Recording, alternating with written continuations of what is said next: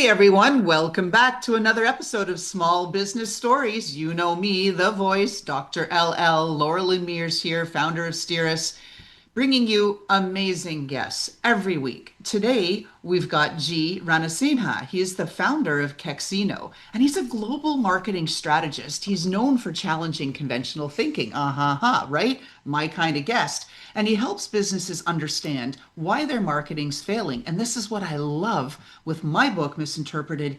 He focuses on how businesses misunderstand how their customers actually make decisions. So this can be a fascinating discussion. Welcome to the show. Well, thank you very much, Laurelyn. Delighted to be here. Delighted to be invited. Well, I love it because our podcast is reaching, the four corners of the globe now.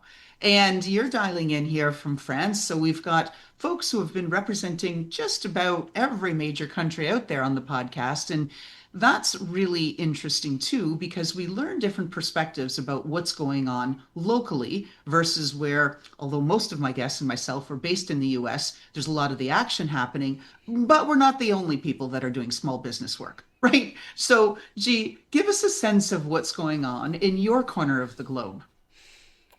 Well, I wouldn't say it's our corner of the globe because, yes, I'm based in northeastern France, just on the French-German border. But the team is, it's globally distributed. We're 19 people in 9 countries. 9 of us are in the US. The rest are in Europe, South Africa, Japan, and Australia. And 90% of our clients are based in North America. So even though we're theoretically a European-based marketing service provider, as a services company, we're actually, quasi-global. We're primarily focused in the B2B space, so we're working with small to medium-sized companies in selling into B2B.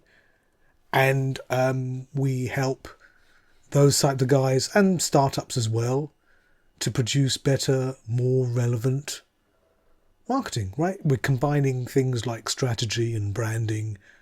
And, you touched upon it earlier on, a thing called behavioral science, which allows us to put together work that with a goal to increasing awareness, reputation, trust, and most importantly, sales, right? Because sales is what it's all about, right? Indeed, it's all about conversion, right? That last piece. We can sit here and, engage in all kinds of puffery to whatever end, but if it doesn't lead to some conversion, some call to action that drives through behavioral change and awareness for people to do something where there's benefit, then what's the point, right? So I didn't realize that the bulk of your clients were based in North America. My air Yeah, there. absolutely.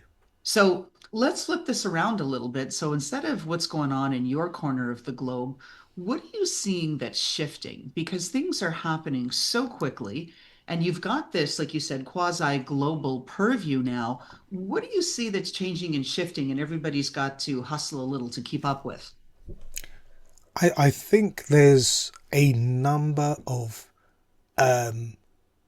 there's a number of threads which are coming in from various different positions which are culminating in a kind of perfect storm, Mm. so which we can look at as either a threat or an opportunity, right? Depends on whether you're a half full or half empty glass of water type of person.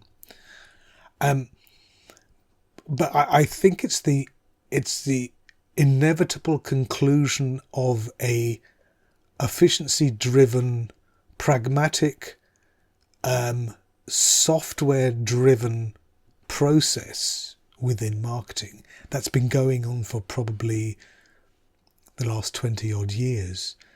And what's happened with newer technologies like AI has just had a sort of flywheel effect on that. So what we've got now is the almost democratization of content output, right? It used to be the bigger organizations had a structural advantage due to scale.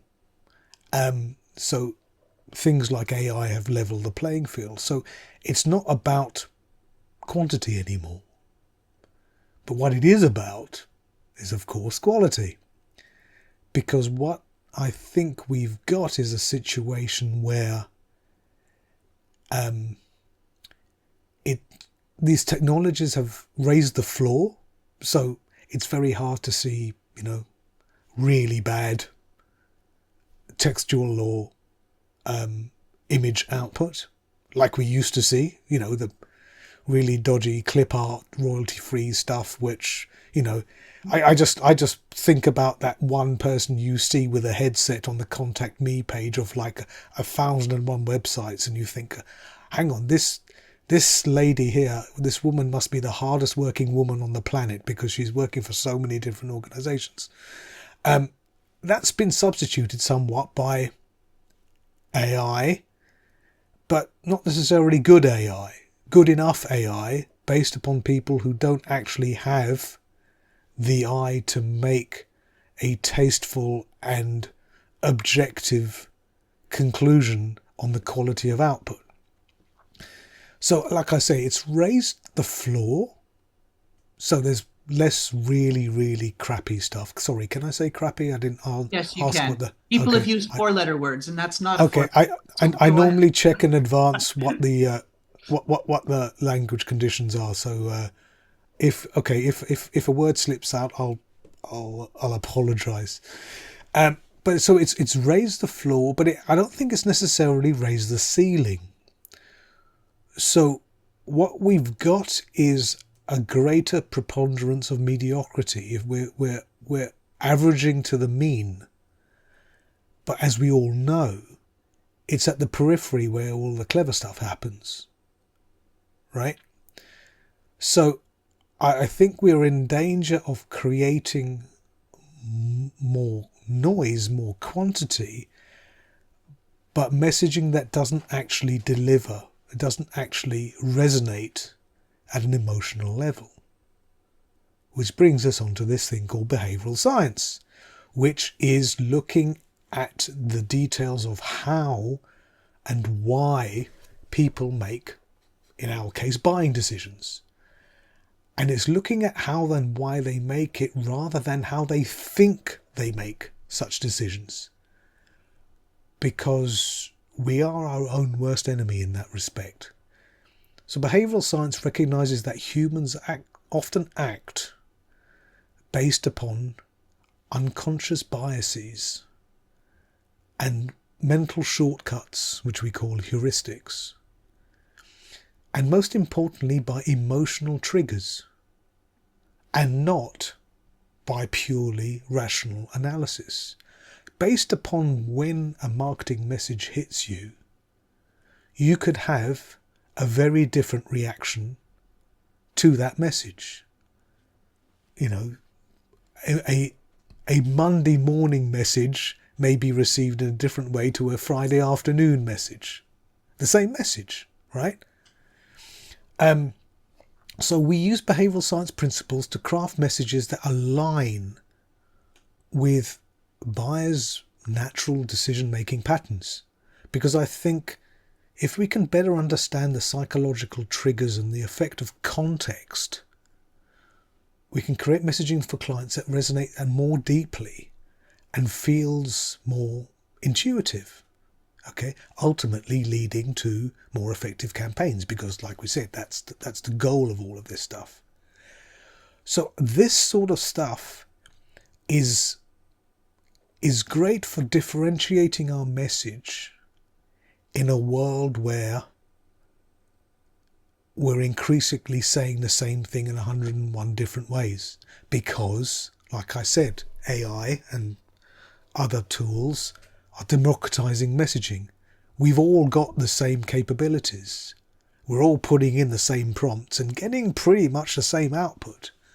So the only differentiator we have, the only way we can be distinctive, is actually going back to those simple, timeless human truths that resonate and invoke a particular emotional reaction in the minds of our audience. Now, to do that means obviously understanding our audience. their hopes, their dreams, their aspirations, what gets them up in the morning, their fears, to the point where we can create messaging and communication that resonates and stands out. Because what's happening with a greater amount of slop, a greater amount of content, is, as I said, most of it is just washes over us. We don't even notice it. So we need to create stuff that stands out, that is memorable, that is salient in the minds of our audience, so that we can influence a buying decision, hopefully in our favour. You can look at behavioural science, the way I tend to describe it, it's like a marketing cheat code. Okay? You know, back in the days of old style video games, they used to be able to press like a button combination, right? And if you did the button combination fast enough and in the right order, you'd suddenly get 1,000% health, and you'd get the big gun, right, and you'd have all the little prizes that you'd normally take you like 27 levels to get to, right? Behavioural science is like a cheat code for marketing, you know? It's the missing link between the technical capability and the actual practical value of AI, okay?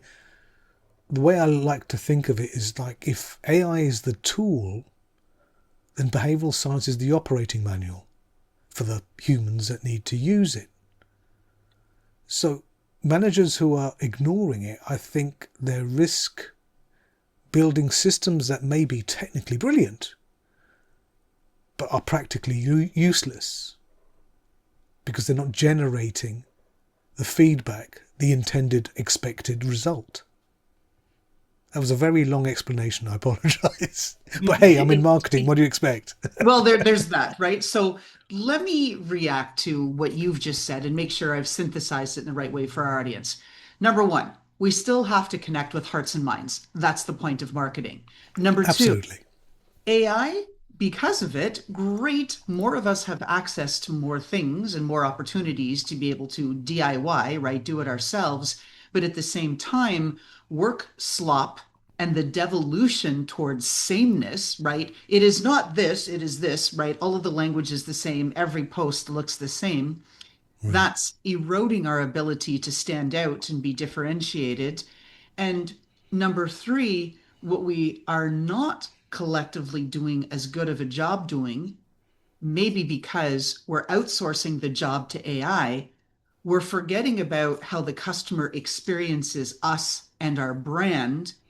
And so we're not making that connection. Is that the net summary?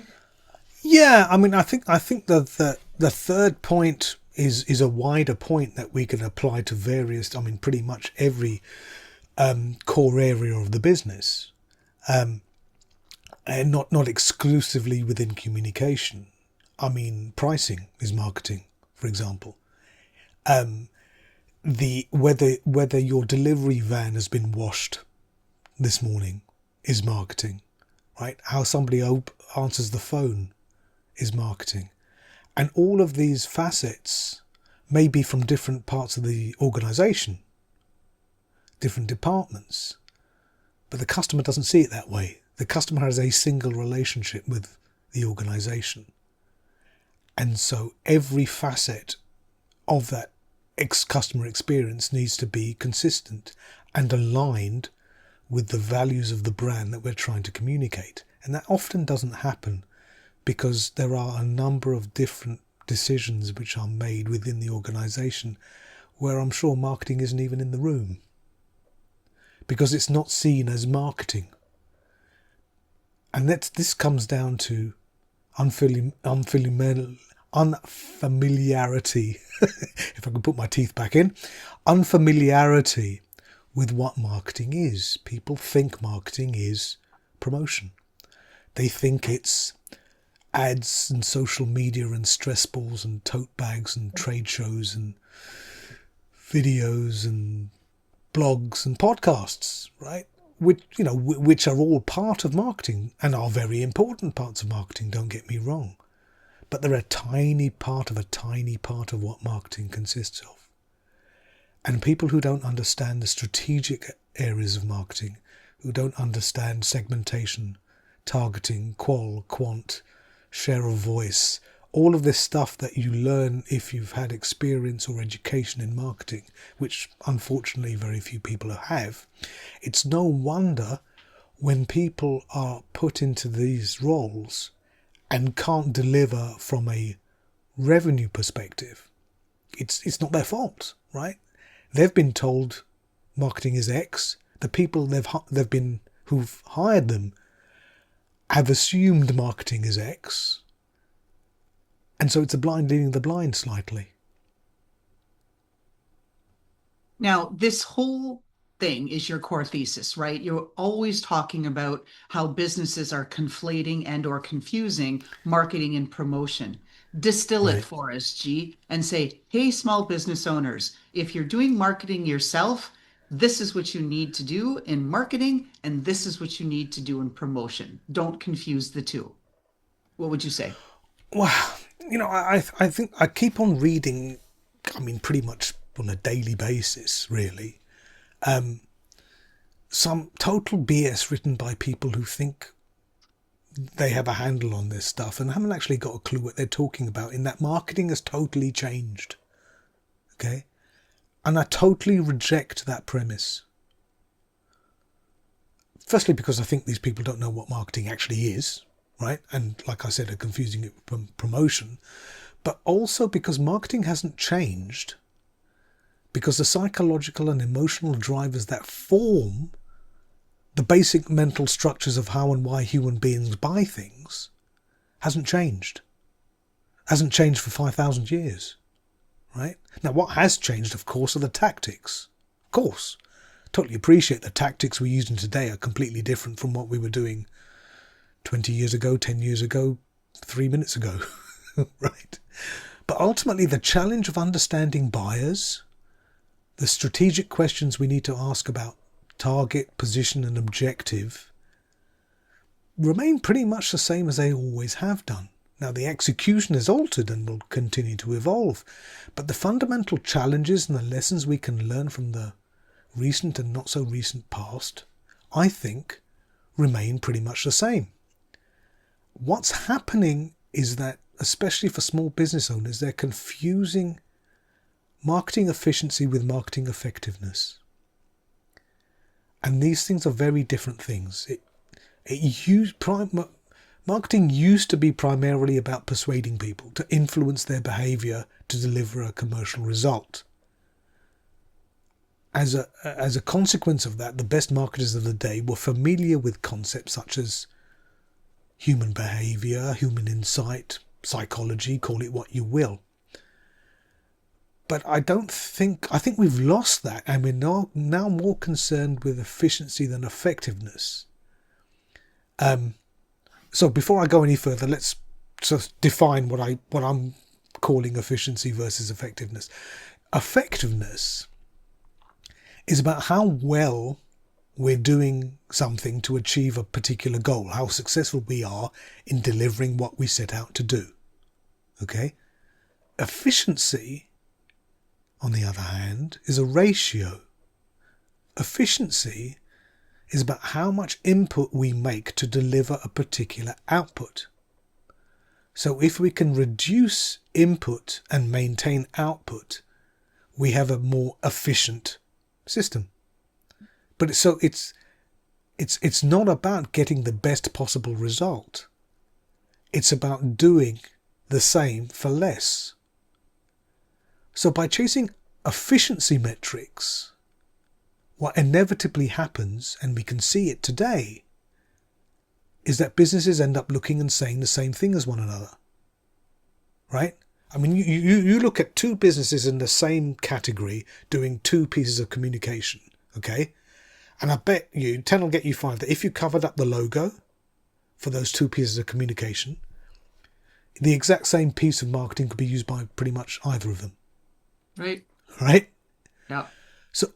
So there's no, it comes back to differentiation and distinctiveness. By pursuing metrics based around efficiency above all else, necessarily we've exorcised creativity out of the equation because it's difficult to quantify.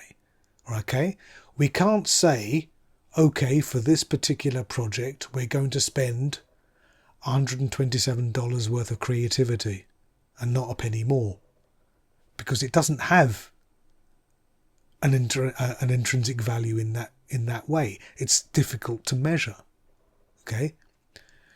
So instead of doing the basics of marketing, the research, segmentation, all that sort of stuff, we've come to the conclusion that bad marketing that's more targeted is a better use of resources than great marketing that's spread wider.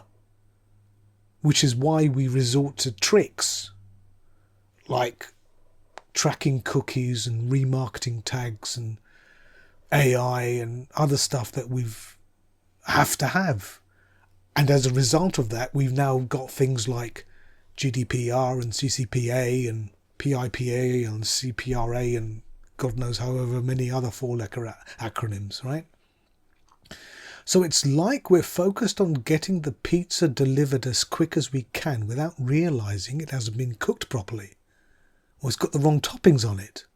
We're not doing the base work. We're just clearing our inbox. Because what we're looking for is just like in other areas of the business, we're looking for a data-centric, maybe data-driven, repeatable process. But by doing that, it's one that's devoid of any creativity or resonance. And then we're going to moan and say our marketing doesn't work. Right? And blame the marketing agency. Now, exactly. Okay, right? So towards the goal of differentiation and effectiveness, right, away from efficiency, you've referenced it a few times. It does really come down to understanding consumer behaviors, consumer motivations. So where should small businesses start to get them there towards that understanding? It's actually very easy. It's 4 words. It's speak with your customers. Because your customers, especially your loyal advocate type customers, want you to do well. They want you to succeed. And they will tell you all that you need to know about that particular customer audience profile, what they look like, people who look and think like them. Now, often what you're doing messaging wise is creating a number of different profiles of customer, because you're not just selling to a very, very niche group of people. But that's fine. You can create multiple messages for multiple people and create multiple campaigns for multiple messages, because you shouldn't be trying to say all things to all people, because that gets us back into this generic vanilla non-remembered quagmire of slop. So we need to be as niche as possible, because that's how we get remembered. Right. And repeating what we're saying again and again, even once we're sick to death of saying it. Because the time when we're absolutely sick to death of seeing a particular piece of marketing output, that's exactly the point at which a prospective customer first notices it. Right? Bore them by all means, as long as you bore a hole. You've also, wanted to pull on the thread, mentioned that we kind of default to tactics, right? Whether it's tools, tips, trickery, but like ads, click funnels, ooh, they're everything. Social media, email campaigns. Everybody says, oh, email's not dead, keep going. How can business owners get out of the trap where they're creating motion but not momentum? This comes down to who's actually driving the tactical execution. Because usually within the business, depends obviously on the business, the people who are driving the tactical execution are not the people who have actually spoken with customers. It's what they think they would need to see if they were in the shoes of a prospective buyer. But there's this thing called market orientation. in marketing, which is TLDR. You are not your target market. The instant you stop being a customer and you start being a vendor, you are now sitting on the other side of the table, and you cannot make an objective decision because you know too much and you're looking at things from the wrong end of the telescope. The only way you can make substantive claims about what moves a buyer is by speaking to them and having them involved in the types of communication that you want to push forward. Now, that may not be what the board recommend. It may be not what the CEO thinks is right, but the CEO doesn't pay your salary. Your customers do, right? So, and I often see pushback like that, especially with founder-led CEOs, people who created the company and now still running it, and it's sort of their baby that they've grown to, sometimes of significant size. It's very difficult for many of those profiles of people to be able to be objective and acknowledge that they don't have the answers, and that somebody outside can have better ideas as to how to create that communication and influence from within. And it needs to be a certain sort of person. It's very easy, nobody likes an outsider to come in and say, your baby's ugly, right? Nobody wants to hear that. So it has to be that, but unless you get buy-in from the very top, any plans of effectual change within the organisation, which needs to happen because, clearly things aren't working, it's just never going to stick, right? Because everybody will look to whoever's at the top and say, well, if he or she's not doing that, then why should I? And then the whole thing just peels away. So there needs to be buy-in from the very, very top. And it is talking about change. Okay? Who I think it was Stephen Covey who said, if we keep on doing what we're doing, we're going to keep getting what we're getting. And it's true, right?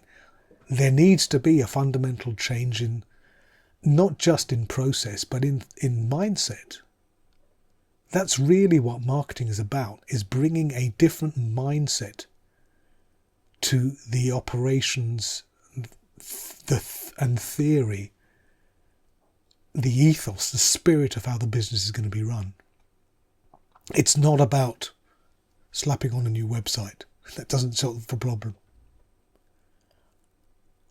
As we're heading towards the end of our podcast, just a few more questions here. So Sure. a lot of clients and folks that I know, business owners, they've got the illusion of visibility.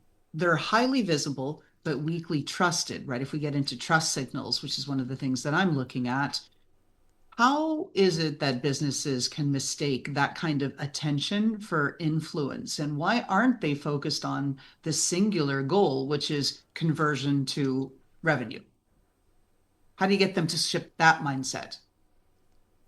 I think it's because people are hung up with this word called authenticity. And I think authenticity is a load of BS. We don't want authenticity, okay? I don't want someone to bring their most authentic self to the sales process.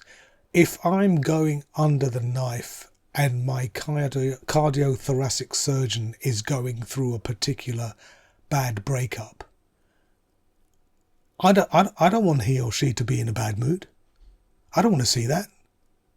Definitely not. All right? What I do want to see is a veneer of authenticity that aligns with my expectations of consistency. No matter which facet I look at from the organisation, the way it's projected to me is consistent. Not authentic, consistent. Authenticity is what you share with your spouse, hopefully, your family, loved ones. But it's not something that you project with your organization, because that's not what they're buying. What they're buying is trust, reassurance, and the delivery of an expectation that they had in their heads, which you need to find out by speaking with them. And by creating that consistent user experience, no matter which angle that they're coming at from, you are seen as being a trusted provider. And once you've sold trust, once you have trust under your belt, everything else becomes 100 times easier. Oh, I love that. That's exactly the direction we need to go in. So, G, where can our audience learn more about you or Kexino? Where can they go? If you want to find out about me, the best way to get hold of me is on LinkedIn. Loralyn, you may find this hard to believe, but did you know there is only one G Ranasinha on LinkedIn? Who'd have thunk, right? So you can find me on LinkedIn. I post videos twice a week about subjects like we've discussed today, really. And they're only 1 minute long, so they don't take up too much of your time. And I've been doing that for a number of years. So you can find me there. Otherwise, obviously, you can get me through the website, which is kexino.com, KEXINO.com, and we can have a conversation and discuss whether we're a good fit for your objectives as a business to move to the next level. And if we're not, we'll tell you we're not. Because we've been in business for 18 and a half years, okay? And you won't find a bad word said against us on Google, and there's a reason for that. Because if we have a number of rules that we follow to be able to allow a client to be a client. And if we can't affect a tangible, measurable change in your business over a particular time frame that we agree on, then we won't take you on as a client. And we're a small agency, so we have a finite number of resources, a finite number of clients we can work with at any one time. And we'd much rather work with someone who sees as what we're doing as being of value, and that we can work together on some really cool projects, rather than someone who needs to be convinced, because life's too short for that. Nobody pays me money to bang my head against a wall to try to convince somebody that the way they're thinking needs revision. I've been there, done that. Doesn't pay the bills. No, cheers to that. And cheers to being the only one out of 900 plus million on LinkedIn with that name. Even my own name, which I didn't think was particularly unique, is the only one. So, There you go. We've got something in common. I know, right? Well, we have lots of things in common, but that's Yeah, just we've one got of lots many, of things in right? There common. we go. Now, last Right. question, G, as we wrap up the Sure. show. If we got to peek into that closet of yours up there in the northeastern part of France, and there was Yeah. some footwear that personified who you, G. Ranasinha, are, and which you embody in your personality, what does that footwear look like? Describe it to us, and why is it so you? A piece of footwear. Um, I I would say probably a pair of flippers. And I would say a pair of flippers because just like a swan or a duck, everything looks very calm on the top, but everything's going pretty damn crazy underneath the waterline. I love that. I've never heard that. 300 plus times I've asked that question. So Well, you excellent. put me on the spot there. To be honest, I should have done my homework and researched more podcasts so that I had a stock answer. But that's best I could do off the top of my head. Well, it is our signature question, and Yes, actually, it very is. few guests are prepared for it. But that's part of why I do it. It throws people off and out of your, I must project this image for my company and the things that I do and be professional. And it gets us that couple of moments inside your head. And again, we talked about authenticity and touched on that in the podcast. It's who you are. You know, you don't have to wear the designer this, that. heels, fancy shoes, and people are like, yeah, I like flip-flops. Right. I like trainers. I like whatever Yeah. it is, right? And people just be real. And so it's fine. So it's my signature question. So with that, the show's a wrap. Thank you so much, G, for being on our show, and best of continued luck. I had a great time. Thanks again for inviting me.